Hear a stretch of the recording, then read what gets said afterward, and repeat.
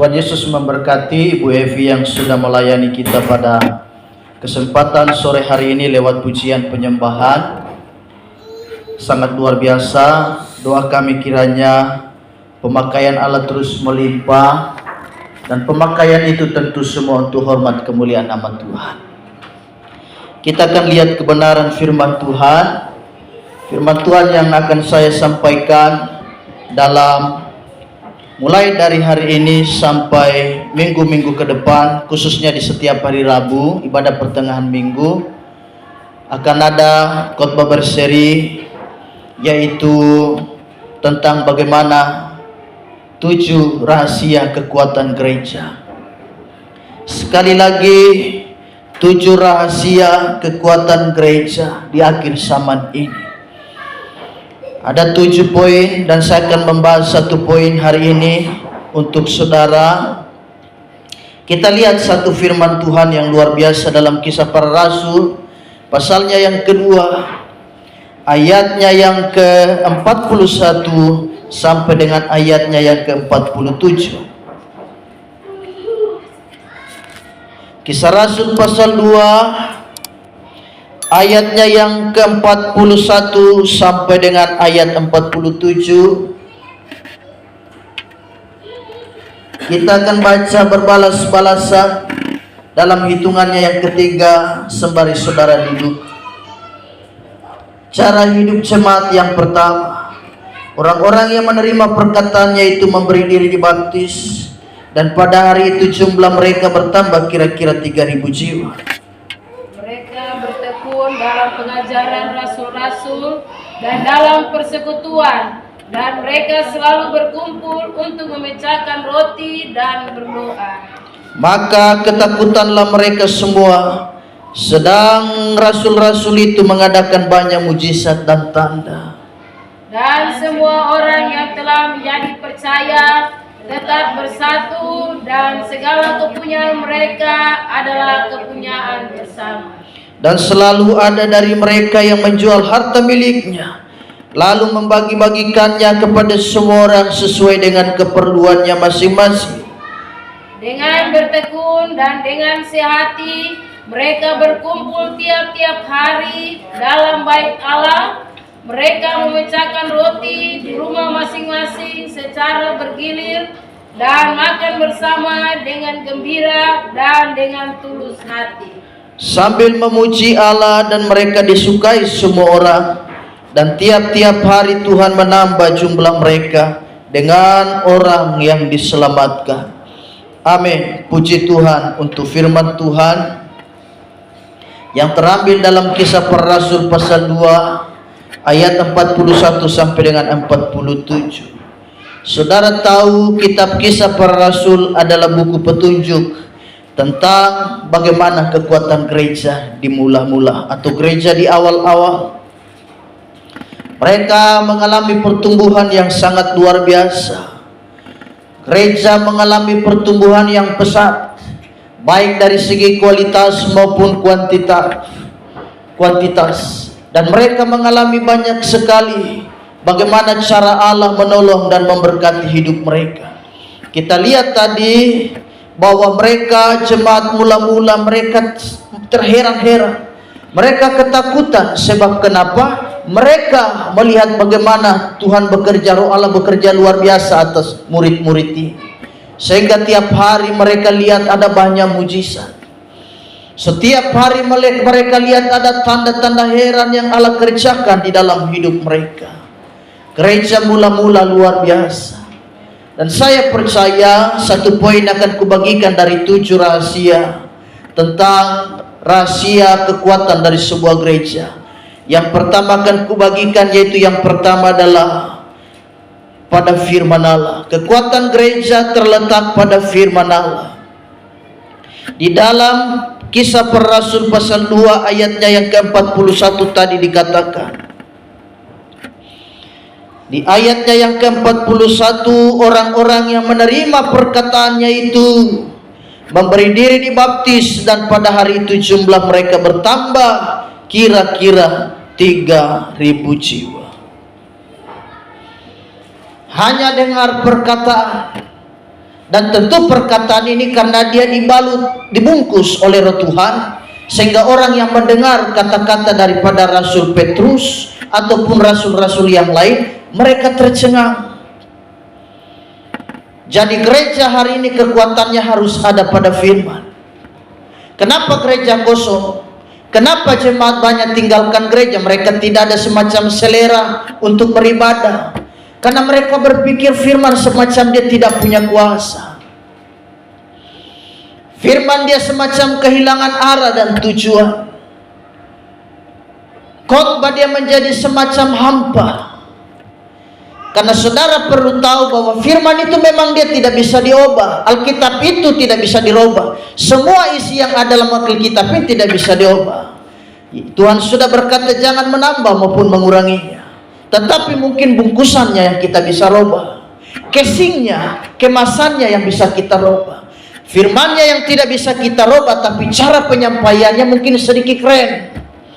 Penyampaiannya mungkin kita bikin sedikit mantap, supaya orang yang mendengarnya juga mereka semacam terharu. Orang-orang mendengar khotbah mereka merasa diberkati. Jadi kekuatan gereja pada akhir zaman ini terdapat pada firman Allah. Dan firman Allah ini punya kuasa yang luar biasa. Firman Allah mampu menyelamatkan setiap manusia, sehingga dari si pembunuh menjadi seorang pelayan Tuhan yang dipakai Tuhan luar biasa, seperti layaknya si Paulus. Seorang pengecut yang kita baca dalam kisah ini yang bernama Petrus, dia kan seorang pengecut melarikan diri waktu di Taman Getsemani. Padahal awal-awal dia berkata, guru, apapun yang melalui guru, apapun yang jatuh pada, tidak ada apapun yang jatuh pada guru, semua harus melalui aku. Dengan lain bahasa, aku rela mati demi guru. Tapi waktu di Taman Getsemani, guru ditangkap oleh tentara Romawi, dia lari, terbirit-birit juga. Dia meninggalkan Yesus juga. Tetapi dalam bacaan ini kita baca bahwa dia memenangkan 3.000 jiwa orang. 3.000 orang bertobat hanya untuk apa? Khotbah dari seorang pengecut, dari seorang yang pernah mengkhianati Yesus, pernah mengkhianati guru. Saya percaya kita semua pernah gagal. Kita melayani Tuhan, kita semua pernah gagal, kita pernah jatuh bangun di dalam Tuhan. Tetapi yang terpenting adalah bagaimana saya dan saudara berpaling. Kita datang dan kita minta ampun kepada Tuhan. Karena bedanya antara Yudas dengan Petrus, Petrus dipakai Tuhan karena Petrus bertobat. Betul, dia menyangkal. Tetapi Yudas, dia tidak bertobat. Karenanya dia masuk neraka dan Allah tidak pakai dia. Semua murid-murid dipakai Yesus, dipakai oleh Tuhan. Pengurapan Allah turun atas mereka. Hanya ada satu murid yang tidak dipakai oleh Roh Kudus, namanya Yudas Iskariot. Murid yang satu ini telah menjual sang guru dan kemudian mati menggantungkan dirinya sendiri. Tidak lama lagi ini hari Jumat sampai hari Minggu kita akan memperingati Paskah, di mana Yesus mati, dan pada hari Minggu di mana Yesus bangkit bagi saya dan saudara. Jadi oleh sebab itu kita bersyukur dalam khotbah pada sore hari ini. Kita melihat bagaimana kekuatan gereja terletak pada firman Allah. Jadi pada ayat 41 tadi dikatakan jumlah mereka bertambah karena ada khotbah. Banyak orang sekarang pulang dari gereja, mereka semacam murung. Mereka menjadi semacam wah, tidak ada gairah. Sehingga harus ditanya, mamaku hari ini seperti tidak ada gairah ya? Iya, bagaimana khotbah tadi juga kurang pas. Khotbah tadi semacam dia kurang mengangkat hadirat Tuhan. Pujiannya juga tadi semacam tidak mengangkat dan tidak ada semacam hadirat Allah terasa. Jadi gereja kehilangan firman. Karena saudara tahu kekuatan firman bisa memenangkan banyak orang. Kekuatan firman bisa menyelamatkan si pendosa, si pembunuh, si perampok, si pengecut. Mereka bisa percaya akan nama Tuhan. Saya dan saudara adalah pengecut yang tadinya Kita yang tadinya adalah orang yang terhukum, orang-orang yang tidak setia dengan Allah. Tetapi karena firman, tetapi karena kuasa Roh Kudus, sehingga saya dan saudara semacam diperbaharui. Kita melihat bagaimana Tuhan memperbaiki hidup saya dan saudara. Jadi 7 rahasia kekuatan gereja yang pertama kukotbahkan pada hari ini. Yang pertama adalah kekuatan gereja terletak pada firman. Kekuatan gereja terletak pada khotbah sang pendeta. Jadi kalau ada jemaat yang tidak diberkati, ada jemaat yang pulang hampa, pulang kosong, jangan salahkan kursi gereja, jangan salahkan tisu, jangan salahkan karena gereja ini gereja kecil dan tidak ada AC, sehingga saudara sambil memuji Tuhan keringatan, lalu saudara ambil tisu, sehingga tisu dia satu bungkus itu, satu bal itu dia habis karena hanya untuk melap keringat. Lalu kau bilang hadirat Allah tidak turun karena ini keringat ini. Lalu siapa yang harus disalahkan? Orang yang harus disalahkan di sini adalah pendeta. Karena khotbah tidak bisa menghadirkan Tuhan. Khotbah dia kehilangan kuasa. Khotbah semacam tawar. Tetapi coba kalau firman disampaikan dengan urapan Roh Kudus, saudara mendengarnya juga tanpa harus ditantang maju ke depan. Yang siapa rindu mau didoakan maju, mari. Tetapi saudara sambil duduk saja, saudara sudah meneteskan air mata. Jadi kekuatan gereja ada pada firman. Betapa bergumulnya pendeta-pendeta, gembala-gembala aliran Pantekosta pada umumnya, hanya untuk bergumul persoalan yang satu ini, yaitu adalah khotbah. Menghadirkan khotbah yang terbaik bagi jemaat itu tidak mudah. Menghadirkan khotbah yang bagus buat jemaat itu tidaklah mudah, jemaat yang kekasih. Karena khotbah itu harus bagaimana persiapannya ada. Lalu doanya juga ada bila perlu ditambah puasanya. Selain itu juga belajar dengan bagus. Karena persoalan khotbah bukan persoalan bim salabim. Saudara tidak ada persiapan asal-asalan saja, sehingga maju ke depan sampai di mimbar, tidak ada persiapan, tidak apa-apa, tinggal buka Alkitab saja, Tuhan pasti akan berbicara. Lalu maju ke mimbar, kau buka Alkitab dan kau temukan pemisah perjanjian lama dan pemisah perjanjian baru. Kertas kosong kan itu kan? Itu kosong itu. Lalu saudara bilang, mohon maaf jemaat kekasih, hari ini Allah tidak berfirman. Haleluya. Karena kau sendiri yang tidak ada persiapan. Jadi oleh sebab itu khotbah itu sangat luar biasa. Bapak dan Ibu Gembala bergumul untuk bagaimana supaya menghadirkan khotbah yang bagus. Beberapa hari yang lampau Ibu Gembala ditelepon, sembari duduk, sembari bengong-bengong bertanya, ini bagaimana Pelnap GPDI Damai kemarin, apa ada hari kemarin hari Selasa ada ibadah apa tidak ya? Jadi telepon Eca, bagaimana Eca di gereja ada kegiatan Pelnap? Ada. Yang hadir berapa orang, siapa pelayan, nanti yang khotbah ini. Mungkin karena kemarin juga cuaca sedikit mendung-mendung dan hujan-hujan ya, jadi Bapak Gembala maklumi saja ibu-ibu yang tidak bawa anak-anak. Laporan masuk 2 orang yang hadir, ya astaga. Tapi dengan sukacita melayani Tuhan.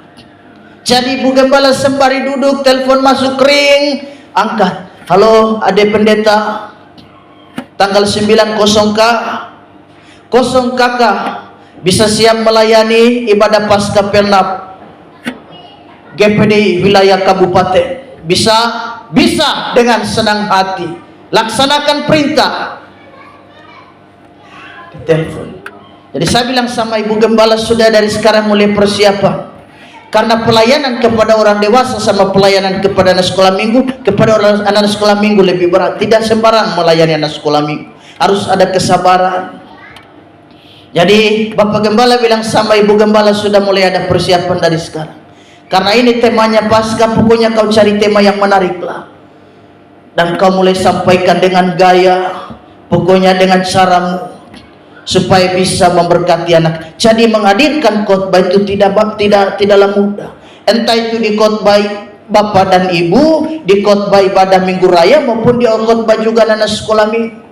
Itu persiapannya memang luar biasa. Jadi bagaimana kekuatan gereja harus ada pada firman. Kekuatan gereja harus ada pada khotbah. Supaya itu yang menjadi kerinduan kami. Kerinduan kami saudara pulang, saudara diberkati. Karena di dalam ibadah saudara terima firman yang menguatkan hati. Saudara yang tadi datang dengan hati yang payah, dengan hati yang gundah gulana, tetapi dengan firman Allah saudara menjadi kuat. Saudara yang tadinya datang tidak tahu mau buat apa, semacam kehilangan harapan. Saudara sudah berencana mau bunuh diri. Saudara bilang ini selesai ibadah, rencana saya mau pulang ke rumah, mau minum racun. Jalan semacam tertutup, jalan gelap. Jadi aku rencana selesai pulang ibadah ini, aku mau singgah di Indomaret, aku mau beli obat nyamuk cair yang cair itu. Aku rencana mau minum. Aku mau teh 1 sendok dulu. Kalau 1 sendok belum apa-apa, aku coba 1 botol. Memangnya 1 botol dengan 1 sendok dia beda. Dia sama aja. Tetapi itu obat nyamuk. Dan itu bahaya dan bisa mematikan. Racunnya tidak berubah. Memang hanya karena 1 sendok dia racunnya berubah. Dia sama aja. Jadi oleh sebab itu, kuasa firman harus kita pertahankan dalam melayani pekerjaan Tuhan. Harus benar-benar khotbah disampaikan dengan bagus, dengan gaya dan metode yang luar biasa. Jadi yang pertama, gereja mula-mula mengalami pertumbuhan. Mereka kuat karena mereka punya firman. Setiap hari mereka mendengarkan apa yang disampaikan rasul-rasul. Rasul-rasul itu memberitakan firman. Setiap hari mereka dengar firman. Setiap hari mereka makan firman. Mereka dikenyangkan oleh firman Allah. Sehingga itulah yang membuat iman mereka makin kuat dan bertumbuh di dalam Tuhan. Mereka hidup berbeda dengan kita zaman sekarang ini. Di gereja awal-awal, di gereja mula-mula tekanannya besar, aniayanya besar, karena pemerintahan kekaisaran Roma yang berkuasa pada waktu itu. Mereka tidak boleh sembarangan untuk beribadah, dilarang, bahkan nyawa menjadi taruhan. Tapi kenapa mereka tetap setia? Karenanya semua rasul-rasul mati jadi martir, itu dibunuh. Mereka korbankan seluruh hidup mereka dalam pelayanan. Gereja mula-mula tidak jarang mereka ditangkap. Kita baca dalam kisah ini juga mereka takut. Gereja bertumbuh tetapi semacam tekanannya juga besar. Kita mah memuji Tuhan sekarang ini mah bebas-bebas saja. Mau bertepuk tangan tidak jadi persoalan. Tapi kalau kita lihat kekristenan kawan-kawan kita yang tinggal seperti di China, seperti di Jepang yang daerah-daerah komunis, ketahuan beribadah sedikit langsung dibubarkan. Lah jangankan bicara jauh-jauh sampai ke Jepang. Kita lihat saja di Indonesia sendiri ada orang merayakan Natal bisa diserobot masuk, dibubarkan. Tapi kita di kota Sorong ini, kita di tanah Papua, di tanah yang kita cintai, kita aman-aman saja. Siapa yang melarang di sini? Kita memuji Tuhan. Jadi kebebasan itulah yang saudara pakai lebih bergairah untuk melayani Tuhan. Jadi kekuatan gereja mula-mula ada pada firman. Mereka bertekun dalam pengajaran rasul-rasul. Lalu gereja lahir karena kuasa firman Allah. Gereja bertumbuh karena kuasa firman Tuhan. 1 Tesalonika pasal 2 ayatnya yang ke-13. 1 Tesalonika pasal 2 ayat 13. Demikianlah bunyi firman Allah. Dan karena itulah kami tidak putus-putusnya mengucap syukur juga kepada Allah.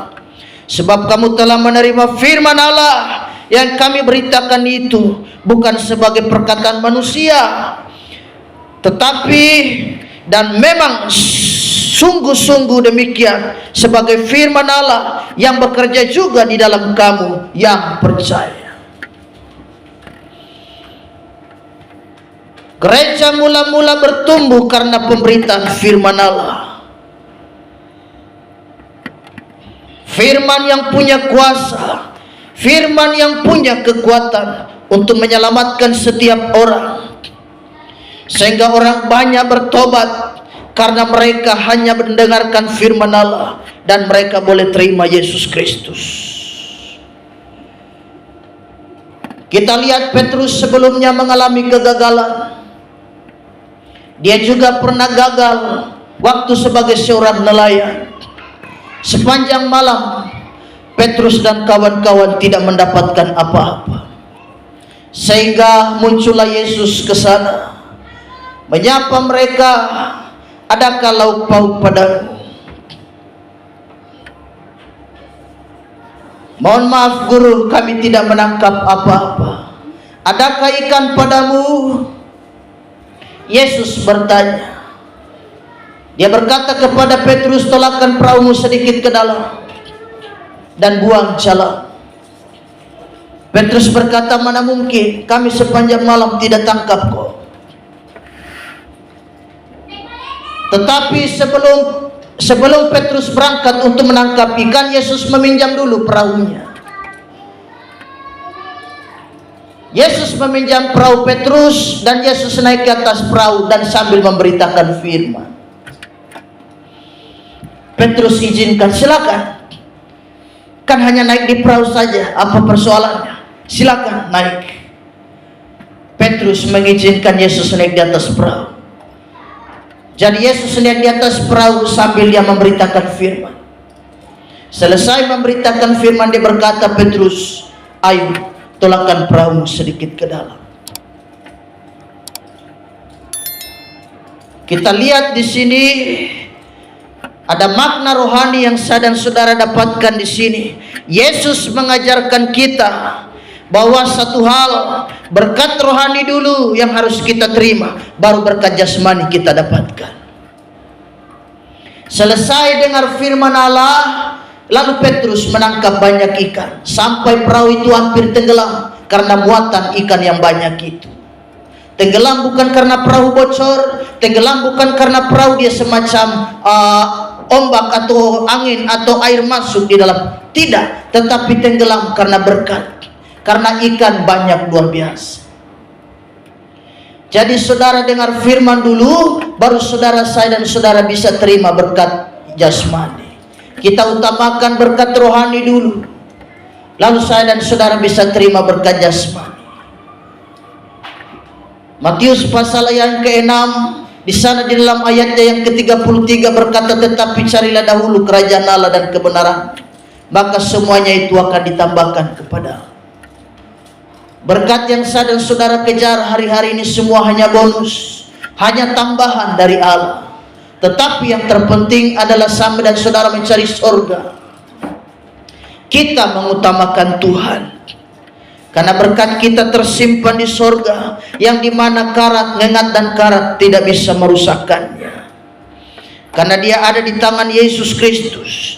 Pencuri juga tidak sanggup untuk mengambil dan mencurinya. Tetapi kalau kita menumpukan harta yang ada di bumi, di dunia ini, maka dengan seketika dan dengan gampangnya orang datang mencuri, orang datang bisa membobol. Kita lihat pencurian di mana-mana. Pencuri sekarang sudah tidak pilih-pilih lagi. Mau rumah itu rumah Tuhan, rumah itu gereja, ataupun rumah orang masyarakat, mereka tidak pusing, mereka main masuk saja. Karenanya khotbah kemarin Bapak Gembala GPDI Kristus Tuhan, bagaimana motornya hilang. Orang sekarang tidak pilih-pilih, mau itu rumah Tuhan. Kita lihat marak pencuri. Mereka dengan gampang mengambil. Motor yang dengan susah payah kita beli, motor yang dengan susah payah kita cicil tiap bulan, hilang seketika. Motor cicilan lagi, kasihan. Banyak sekarang kejadian-kejadian pencurian. Beberapa hari yang lampau saya bercerita dengan Bapak Gabriel. Dia berkata itu di wilayah kami di perumahan itu juga, itu luar biasa pencurinya. Saya bilang iya, karena itu sedikit sepi-sepi juga ya di hutan toh. Jadi semacam mereka ada jalan-jalan rahasia. Kalau di kota ini mana ada mereka jalan rahasia, jalan di bawah kolong rumah kelihatan. Tapi kalau di mereka di jalan di bawah kolong rumah saya sudah bunyi pecek, pelatak kita langsung tak pencuri, langsung dia kabur. Tapi kalau di EV sana, ya astaga, itu kan masih hutan. Siapa yang tahu mereka ada di belakang, di balik pohon itu, di samping rumah. Jadi Bapak Gabriel berkata ada beberapa tetangga sanyo mereka hilang, digergaji. Bayangkan, itu ada sambungan pipanya, dipotong dan dibawa lari. Jadi luar biasa. Jadi oleh sebab itu, saya dan saudara terus berdoa, Allah pasti akan jaga kita. Kita kuat dengan Tuhan, kita kuat dengan firman, dan firman itu menjadi kekuatan. Firman itu bisa menghibur saya dan saudara di kala susah. Firman itu juga menguatkan kita, di mana tadinya kita takut tidur seorang diri, tetapi sekarang karena ada Tuhan, kita menjadi berani. Kita menjadi berani melangkah, berani mengambil tindakan, berani mengambil keputusan. Karena firman Allah menguatkan saya dan saudara. Pulang ibadah sudah malam takut mau pulang ke rumah, tetapi sekarang karena ada Yesus menjadi berani. Sampai harus telepon keluarga, telepon papa tolong antar. Saya takut pulang ke rumah sudah malam. Sehingga papa berkata, "Wah, tadi kau sembahyang, mana firman yang kau dengarkan itu?" Jadi ini luar biasa. Firman mengubah nasib manusia. Sehingga yang tadinya saya dan saudara hidup susah, kini kita bisa melihat bagaimana Allah bekerja dalam rumah tangga kita. Tadinya kita tidak punya apa-apa, sekarang kita sudah punya apa-apa. Kita bisa hitung lagi. Kita bisa berkata, "Kakak, sekarang saya punya ini, punya ini, punya ini, punya ini." Kenapa? Karena Tuhan memberkati kita. Khotbah dan firman itu menguatkan saya dan saudara. Karenanya yang menjadi satu sukacita kami sebagai gembala adalah saat saudara diberkati Tuhan. Itu kami bersukacita sekali. Itu pertanda saudara dengar firman tidak asal-asalan. Saudara dengar khotbah benar-benar dengar serius. Jadi kita libatkan Tuhan. Kita lihat Petrus di sini. Utamakan dulu perkara rohani, baru perkara jasmani kita bisa terima. Utamakan Yesus.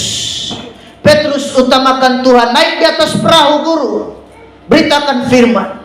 Selesai dengar khotbah, langsung pergi tangkap ikan dan hasilnya luar biasa. Jadi kita utamakan Tuhan. Banyak sekarang orang terbalik. Setelah sudah diberkati lupa Tuhan. Ini persoalannya di sini. Setelah sudah berhasil, setelah sudah punya ini, punya itu, kita menjadi lupa. Kita menjadi semacam membelakangi Tuhan. Kenapa? Kenapa persoalan-persoalan materi membuat kau jauh dari Allah? Kenapa hanya karena dapat motor baru lalu kau sudah tidak setia bergereja? Bukankah motor baru menambah kau bergairah cari Tuhan? Kenapa kau sudah punya rumah sendiri, kenapa kau menjadi malas?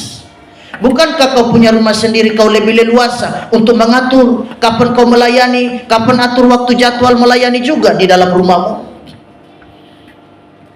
Kenapa menjadi rumah itu menjadi tertutup? Jadi saudara makin rajin, saya dan saudara makin diberkati, makin cari Tuhan. Karena berkat itu semua berasal dari Allah. Kalau kita tidak setia, kita lupa akan Dia, Allah dengan gampang menjungkir balikan meja berkat. Gampang saja. Saudara masih ingat dengan cerita Nebukadnezar, seorang raja, Allah tundukkan dia sampai makan rumput seperti keledai, seperti hewan sampai lupa-lupa ingatan. Namanya saja dia lupa, bayangkan. Tidak terawat, seperti hewan masuk di dalam kandang. Bayangkan, raja seperti hewan, Allah tundukkan dia karena kesombongannya. Jadi kalau Allah yang memberi berkat, Dia juga sanggup untuk mengambilnya. Susah apa bagi Tuhan? Karena semua berkat dari Dia, oleh Dialah, dan segala kemuliaan hanya untuk Tuhan. Jadi berkat yang kita bangga-banggakan ada padamu dan padaku, semua berasal dari Tuhan. Jadi Tuhan juga yang harus menjadi nomor satu di dalam hidup kita. Karena antara Yesus dengan firman itu adalah satu kesatuan yang tidak bisa dipisahkan. Kalau saudara bilang saudara cinta Tuhan tetapi malas baca firman, saudara dengar khotbah juga tidak dengan sepenuh hati, saudara tidur, berarti saudara benar-benar tidak cinta Tuhan.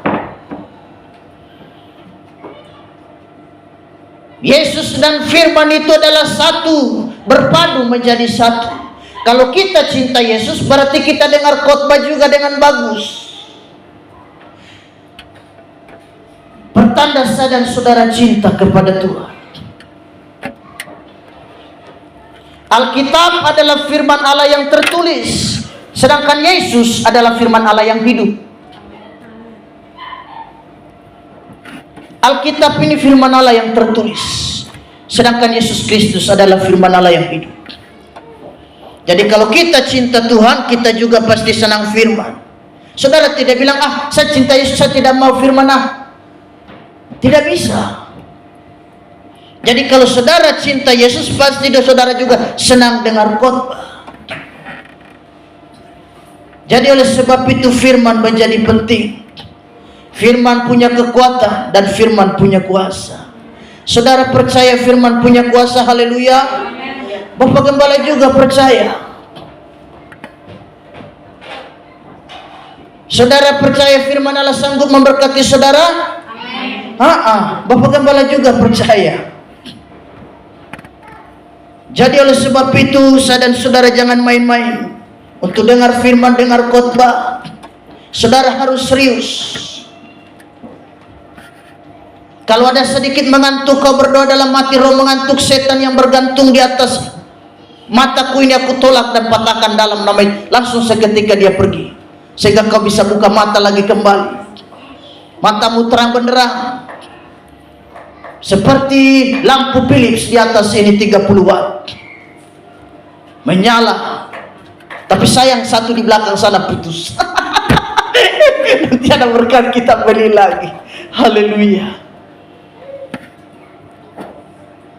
Jadi kita dengar khotbah yang mantap ya. Haleluya. Harus dengar firman, kita utamakan firman. Jangan saudara sudah diberkati lupa Tuhan, sehingga begitu saudara kere, saudara mau datang cari lagi, cari Tuhan lagi, sembahyang setia lagi. Sehingga yang tadinya saudara punya ini punya itu, saudara bisa bepergian kemana-mana, saudara bilang sibuk karena saudara banyak urusan, sudah banyak berkat.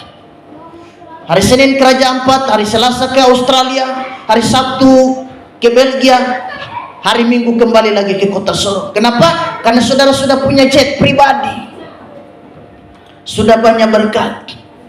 Tapi Allah marah, kini berkatmu hilang, saudara menjadi kere kembali, dan saudara datang untuk cari Tuhan.